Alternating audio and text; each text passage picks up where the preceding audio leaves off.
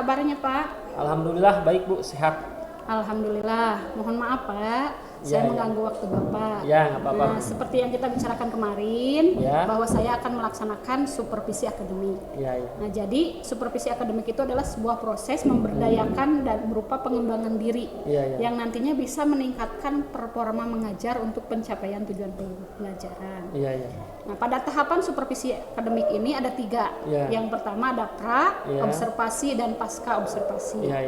Nah, percakapan kita kali ini merupakan tahapan pertama dari Ya. supervisi akademik, Ya. yaitu proses pra observasi. Ya.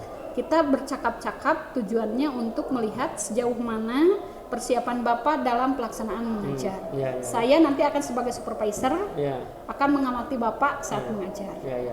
Nah, menurut Bapak dalam pelaksanaan pembelajaran nanti apa yang akan dibahas dan apa yang diharapkan oleh Bapak pada tahap pra observasi ini? Ya, terima kasih Bu ya.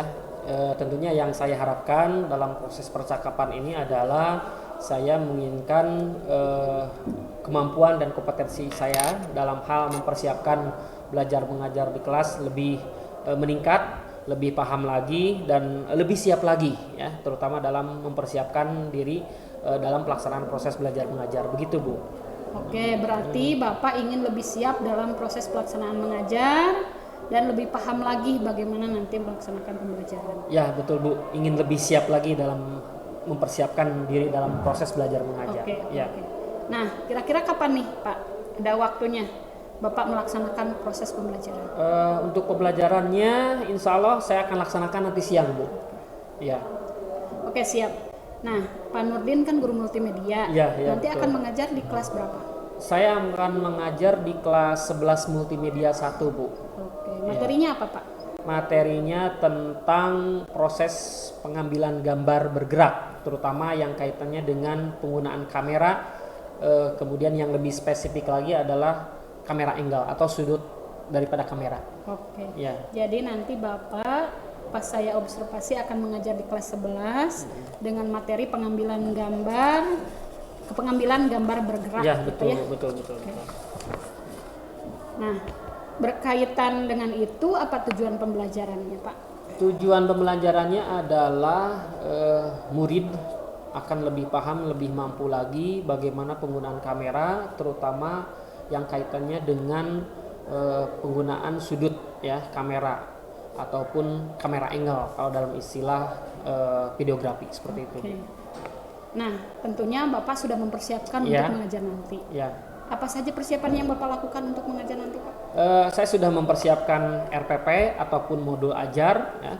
Kemudian saya juga siapkan LKPD-nya, kemudian saya siapkan bahan ajarnya, sumber belajar, media pembelajaran, bahkan sampai kepada evaluasi ataupun perangkat penilaian. Oke. Baik, sangat bagus ya. Ya, Bapak ya. sudah mempersiapkan RPP, media, LKPD, bahan Ya. ajar. Nah, nanti pada saat pembelajaran Bapak memilih materi tersebut Ya. sehingga semuanya sudah siap. Ya. Terus apa sebabnya Bapak memilih materi tersebut? Itu bagian daripada kurikulum Bu ya, bagian daripada kurikulum yang memang sebelumnya sudah saya berikan juga materinya kaitannya dengan pengambilan gambar.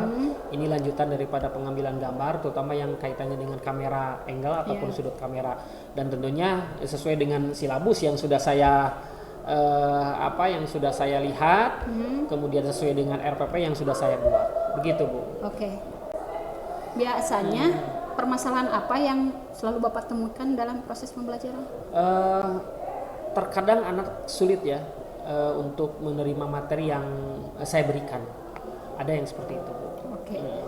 Lalu apa yang Bapak lakukan agar anak tersebut termotivasi untuk mempelajari materi yang Bapak sampaikan? Saya akan mencoba ya dengan berbagai macam media, dengan berbagai cara nanti yang akan saya lakukan agar murid itu dapat memahami materi yang saya ajarkan. Oke. Berarti ini berkaitan dengan kesiapan belajar murid ya Pak ya? Ya betul. Bagaimana murid itu sangat heterogen ya, sehingga memiliki gaya belajar yang berbeda-beda. Belajarnya ada yang cepat menangkap, ada yang sedang, ada yang lambat dalam menangkap pelajaran. Ya. Oke, persiapan Bapak sudah bagus. Iya, iya. Coba kira-kira strategi apa yang akan Bapak lakukan pada saat nanti mengajar itu? Saya melihat kesiapan belajar murid yang saya hadapi ya, supaya mereka bisa memahami materi yang akan saya berikan ya, dengan strategi yang saya lakukan. Karena menurut Ibu tadi bahwa siswa ataupun murid itu beragam ya, ada yang cepat menangkap pelajaran, ada yang sedang, bahkan ada yang lambat gitu ya. Maka dari itu saya akan menyediakan berbagai macam konten yang berbeda ya dalam proses pelaksanaan pembelajaran. Tentunya kalau LKPD-nya sudah saya siapkan ya, sudah saya sediakan. Mungkin begitu. Oke, luar biasa sekali ya Bapak sudah menyiapkan media, RPP, beragam dan LKPD yang beragam juga gitu di sini. Dengan menyesuaikan kemampuan belajar siswa. Betul. Nah, berarti kalau begitu Bapak sebenarnya sudah merencanakan pembelajaran untuk memenuhi kebutuhan belajar murid betul. yang termasuk ke dalam pembelajaran diferensiasi. Iya. Nah, nanti apa pelaksanaannya? Bapak pasti memberikan bantuan nih. Iya. Bantuan apa yang akan Bapak berikan nanti? Nanti akan saya kelompokkan ya, murid-murid sesuai dengan kompetensi ataupun kemampuannya yang heterogen tadi ya. Ada yang lambat, ada yang sedang, ada yang kurang gitu ya. Kemudian setelah saya kelompokkan, saya akan berkeliling pada setiap kelompok untuk memberikan penjelasan dan juga arahan kaitannya dengan materi juga media yang mereka belum pahami. Begitu. Oke. Persiapan Bapak sudah cukup bagus, perencanaan yang sudah siapkan, strategi sudah bagus, dan bantuan yang akan diberikan pun sudah sesuai. Iya. Nah, mudah-mudahan apa yang sudah direncanakan dan dipersiapkan oleh Bapak memenuhi kebutuhan belajar siswa dapat terrealisasi dengan baik. Amin. Semoga nanti dalam pelaksanaannya dapat berjalan dengan lancar ya Pak. Iya. Nah, nanti kita bertemu lagi pada saat observasi pembelajaran di kelas.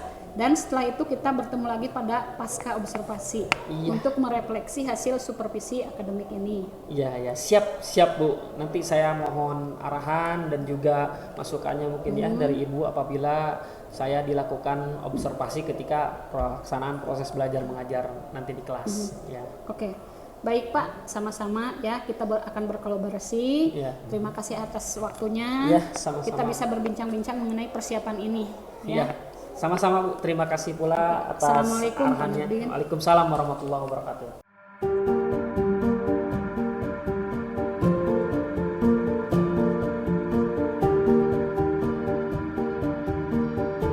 Assalamualaikum warahmatullahi wabarakatuh.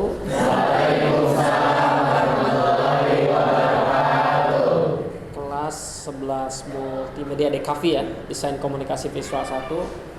Tolong Anda segarkan dulu ya, refreshkan dulu supaya nanti pembelajaran yang nanti akan saya sampaikan itu betul-betul dapat diterima dengan baik ya.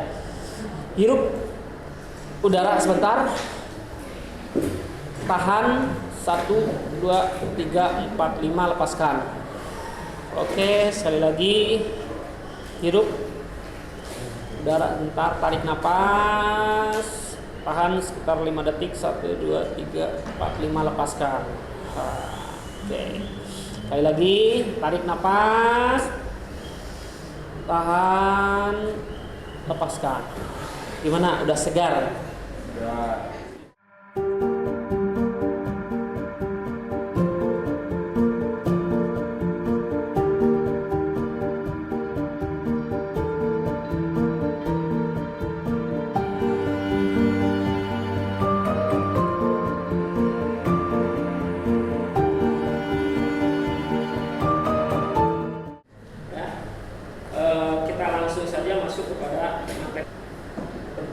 Proses pembelajaran ini di mana kita akan memahami jenis-jenis ukuran bidang pengambilan gambar, kemudian mengetahui cara-cara mengatur ukuran bidang pengambilan gambar, kemudian membedakan berbagai macam jenis ukuran bidang, kemudian memahami jenis sudut kamera atau kamera angle yang tadi saya sebutkan, mengetahui cara-cara mengatur sudut kamera, dan membedakan berbagai macam jenis sudut kamera dalam pengambilan gambar.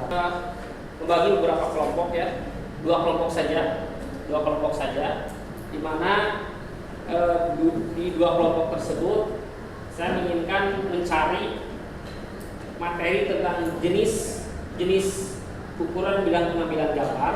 Kelompok 1, kelompok 2 cari tentang jenis-jenis sudut kamera ya.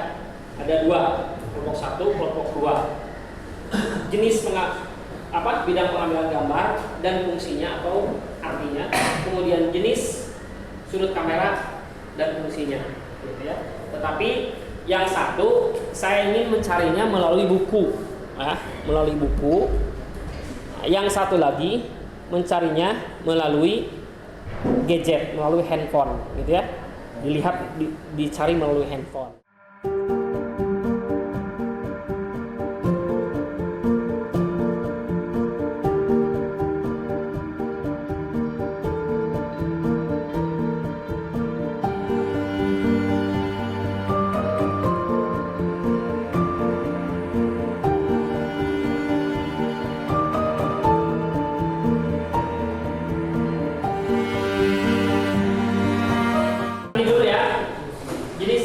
Bidang pengambilan gambar. Siapa yang bisa menjelaskan ini? Bidang pengambilan gambar itu apa aja? Yang pakai handphone? Yang bisa menjelaskan bidang pengambilan gambar itu apa aja? Satu apa? Extreme long shoot. Yang satu ekstrim long shoot. Apa ekstrim long shoot? Gambar diambil dari jarak sangat jauh yang bukan objek lagi, tetapi latar belakangnya. Latar belakang yang banyak, yang backgroundnya yang dominan, gitu ya. Yang kedua apa? Long shoot. Long shoot. Coba yang lain jelaskan apa long shoot.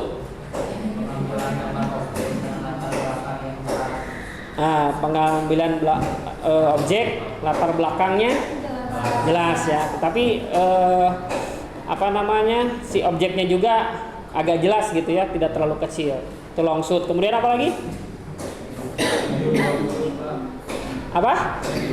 Medium long shoot. Apa arti medium long shoot? Relatif seimbang. Pengambilan gambarnya, objeknya ada ininya nggak? Ada batasannya nggak? Kalau medium long shoot? Dari penggambar. Yang ini aja, yang ini. Coba. Yang dari internet dapatnya.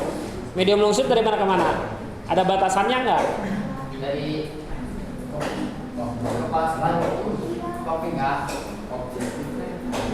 Bukan lutut. Medium long lutut apa? Kalau medium long shoot itu dari lutut hingga kepala, atau disebut juga dengan apa?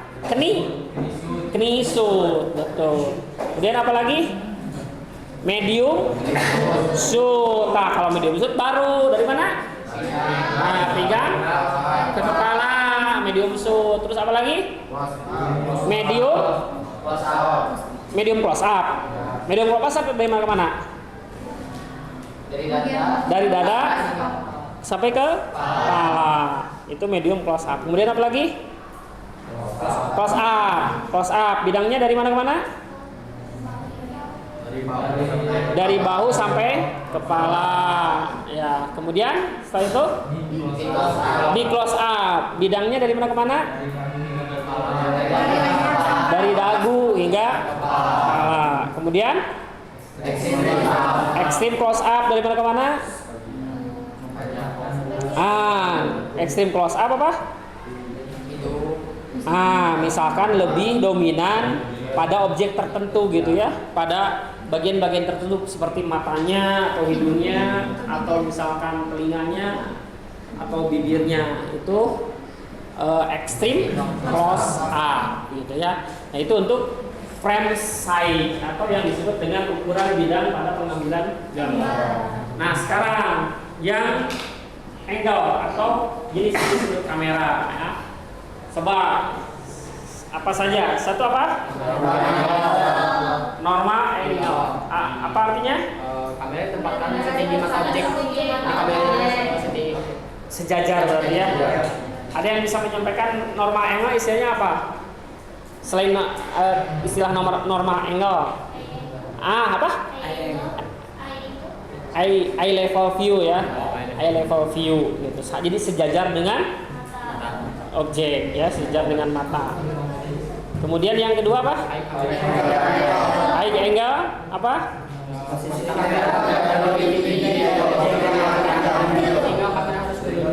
Atau berada di atas objek, jadi kayak gini, Pak.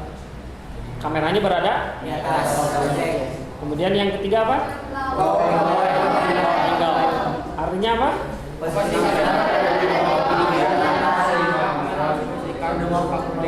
Posisi kamera berada di bawah objek. Kemudian yang selanjutnya bird eye view apa?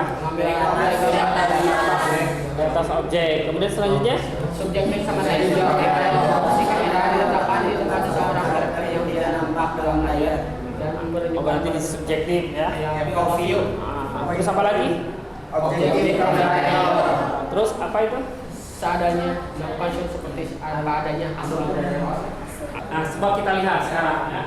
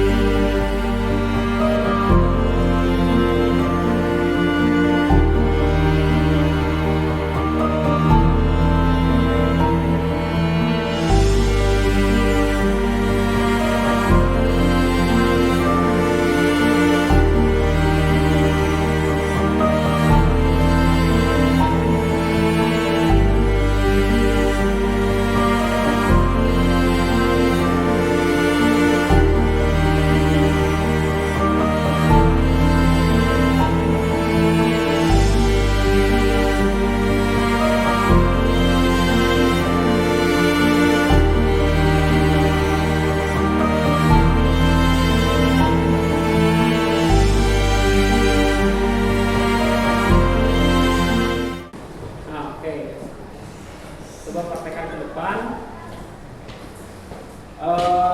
Yang pertama di sini nih, ini pakai kamera ini aja, pakai kamera ini aja. Nah, shootnya pakai itu ya.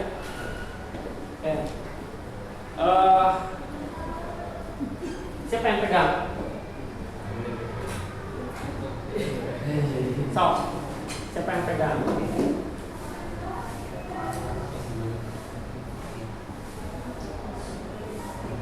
Nah, yang pertama Pak, ekstrim long shoot, coba frame side, ekstrim long shoot, misalkan posisi yang sangat jauh, nah itu objeknya di sebelah sana aja, di sebelah sana, di sebelah sana. Nah, gitu. Ekstrim long shoot, berarti latar belakang backgroundnya yang besar ya. Nah, itu ekstrim long shoot. Teman-teman yang lain kelihatan nggak? Kalau ekstrim bisa kan ya. Nah, yang kedua long shoot, coba long shoot. Nah, gitu ya. Oke. Yang ketiga, medium long shoot, medium long shoot. Kamu medium apa? Kalau ini yang mereka ini. Nah, berarti dari kepala hingga lutut. Nah, lutut. Kemudian medium shoot dari mana? Hingga kepala. Ya, betul. Kemudian medium close up dari dada hingga kepala. Nah, kemudian apa lagi? Close up dari bahu hingga kepala. Nah, kemudian di close up. Ini pakai zoom out. Nah, kita pakai zoom outnya ini, pakai ini. Nah, ini. Gitu. Ya.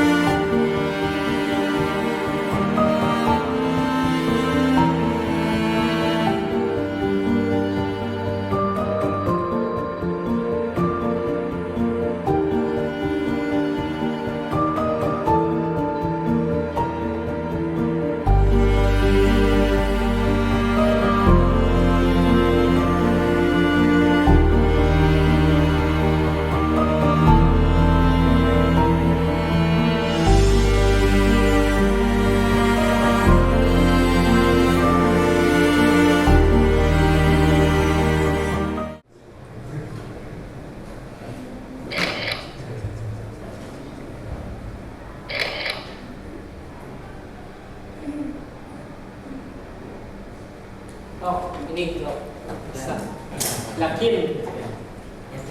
Tulisan perisai yakin. Oh yakin, yes. Yang kedua apa? Yang keras ya bahasanya. Yang tidak termasuk ukuran bidang pengambilan gambar bergerak adalah Apa? bird eye view. Menurut kamu bird eye view? Coba. Yakin?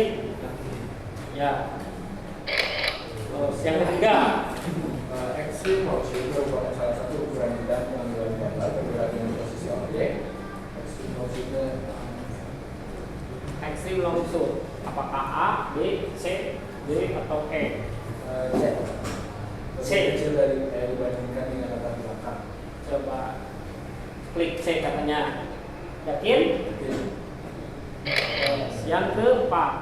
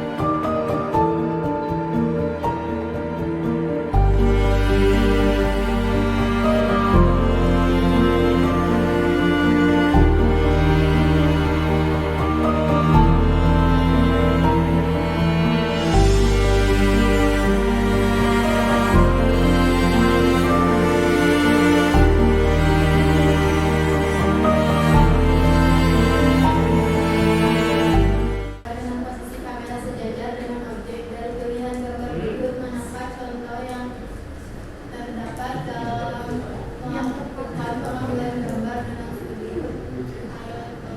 Yang mana?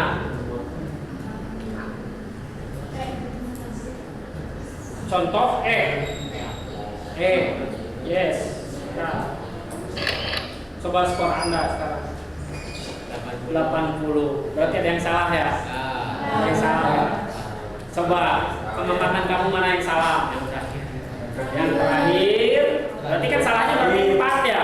Sama yang 4 ya? Yang terakhir sama yang extreme long shoot. Ah, Yang itu yang nomor 19 yang yang Superman. itu ya. Kemudian apa lagi? Yang extreme long shoot. Extreme long shoot. Yang objek. Oh iya, ya. Ada 4 yang salah berarti ya. Kalau semuanya apa namanya? Benar berarti 100 ini 80 udah mencapai syarat kecakapan minimum ya dalam pembelajaran produktif multimedia.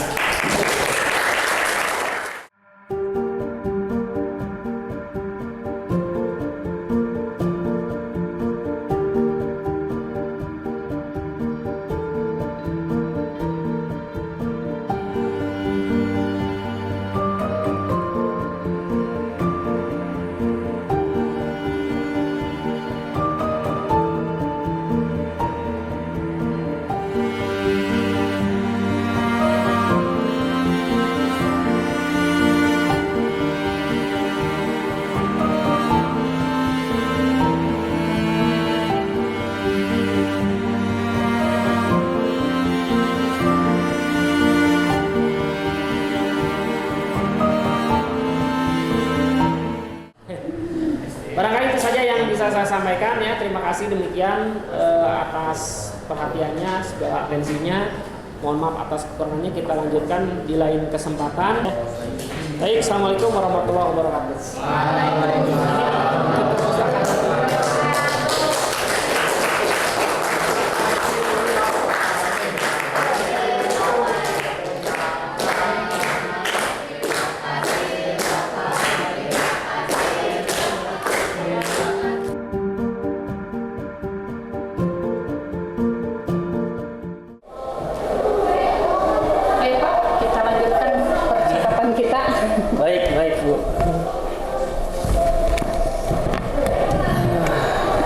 Pak Nurdin, kita lanjutkan ke kegiatan habis observasi ya Pak. Kita akan masuk ke pasca supervisi. Iya, betul. Nah, betul. tadi Pak Nurdin telah melakukan pembelajaran di kelas sesuai dengan tujuan pembelajaran. Nah, ada beberapa hal yang perlu disampaikan mengenai proses tadi ya Pak. Nah, bagaimana Bapak melihat proses pembelajaran tadi? Dan hal baik apa yang Bapak dapat dari proses pembelajaran tadi? Iya, terima kasih Bu ya sudah melakukan proses observasi tadi siang. Nah, ketika pelaksanaan proses belajar mengajar yang saya lakukan, alhamdulillah sampai saat ini saya merasa apa yang saya lakukan itu sudah optimal ya. Dan saya merasa murid-murid merasa antusias terhadap proses pembelajaran yang saya lakukan. Terbukti mereka bisa mempresentasikan hasil daripada materi yang sudah saya berikan. Masing-masing kelompok mampu memberikan statement, memberikan pendapat, sehingga kalau menurut saya itu mereka sudah memahami materi yang saya ajarkan. Terus menurut Bapak apakah tujuan pembelajarannya tercapai? Ya, tentu kalau berdasarkan pendapat saya ya, dan berdasarkan pengamatan juga hasil evaluasi, tujuan pembelajaran yang sebelumnya sudah saya tetapkan sudah tercapai ya. Itu terbukti mereka sudah mampu mempraktikkan apa yang sudah saya ajarkan gitu ya. Kaitannya dengan penggunaan kamera dan juga kamera angle-nya gitu ya. Menurut Bapak dalam menilai performa Bapak itu bagaimana tadi? Kalau diukur ya, kalau diukur dari skala 1 sampai 10, ini apa namanya kepercayaan diri saya mungkin Bu ya. Nggak tahu kalau penilaian menurut Ibu mungkin saya ada di angka 8 Bu. Tapi itu sudah di atas bagus Pak, bagus. Mudah-mudahan ya kedepannya bisa lebih lagi ya Pak ya. Iya, terima Terus, kasih Bu. bagaimana tindak lanjut Bapak yang akan Bapak lakukan ke depannya? Tentunya kalau menurut saya ya, kalau angka 8 itu masih kurang, ya saya ingin coba mencapai angka 10 ya. Ada tindak lanjut, ada rencana di mana saya akan mencoba memberikan sebuah media pembelajaran ya, yang variatif, konten-konten pembelajaran yang bervariasi sehingga peserta didik ataupun murid-murid itu selalu meningkat motivasi belajarnya ya, agar tidak menurun gitu Bu. Nah, apa yang akan Bapak lakukan untuk mencapai hal yang barusan Bapak sampaikan itu? Iya, tentunya untuk mencapai hal tersebut saya akan mencari referensi-referensi ataupun sumber belajar yang dapat meningkatkan performa, yang dapat meningkatkan kompetensi serta potensi daripada murid-murid Bu. Baik, terima kasih ya Pak atas kerjasamanya. Semoga kedepannya kita bisa berkolaborasi lagi. Ya, saya tertarik sekali dengan tadi penampilan. Iya, sama-sama Bu ya. Kita coba berkolaborasi bersama-sama. Tentunya kolaborasi kita adalah merupakan sebuah sebuah rencana, sebuah tujuan yang harus kita capai dalam proses pengembangan pendidikan. Baik. Terima kasih Pak. Ya, sama-sama Bu. Ya.